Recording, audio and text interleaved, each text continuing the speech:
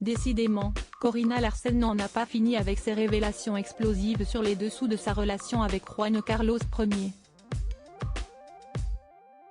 La femme d'affaires allemande est notamment revenue, lors d'un nouvel épisode de son podcast Corina and the King, dont le média hispanique Vanitati a fait l'écho le 4 novembre dernier, sur le décès d'Alfonso, le frère cadet de son ex-amant.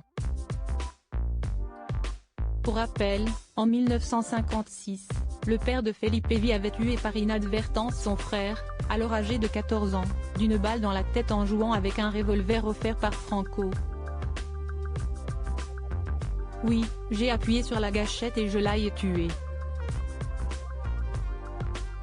Mais c'était un accident, aurait-il confié à son ex-maîtresse.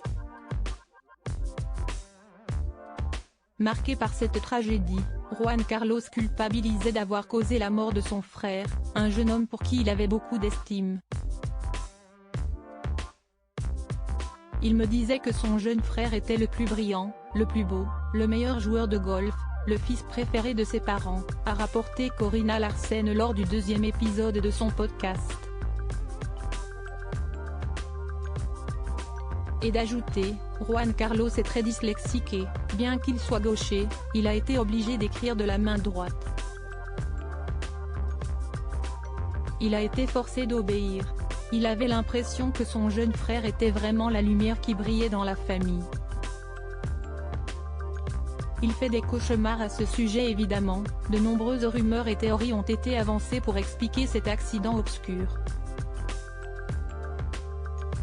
Malgré la confusion, Corina Larsen a tenu à rappeler la version de son ex-amant. Clairement, il jouait à un jeu stupide.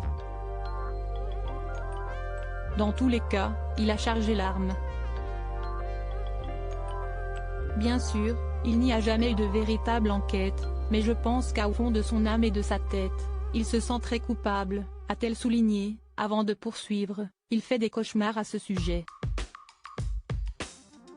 Je pense que ce qui l'a le plus traumatisé, si est que la première réaction de son père a été de lui dire « Promets-moi que tu ne l'as pas fait exprès ». Je peux imaginer ce qu'il a dû ressentir, car cela signifiait que le père pensait qu'il avait délibérément tiré sur son frère. Le traumatisme d'une vie. Article écrit en collaboration avec 6 médias. Crédit photo, Jacobi de Moro.